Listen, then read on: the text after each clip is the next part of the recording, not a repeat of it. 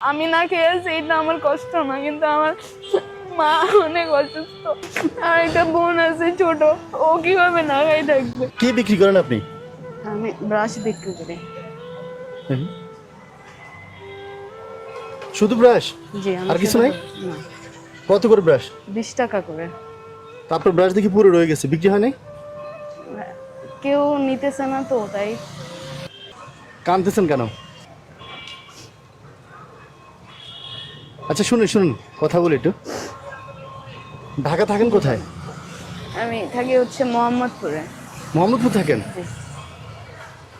এই ব্রাশ বিক্রি করে মোহাম্মদপুর কিভাবে থাকেন? আত্মীয় স্বজনের কাছে থাকেন? একজনের বাসায় থাকি, কিন্তু হচ্ছে আমি ব্রাশ বিক্রি করতেছি।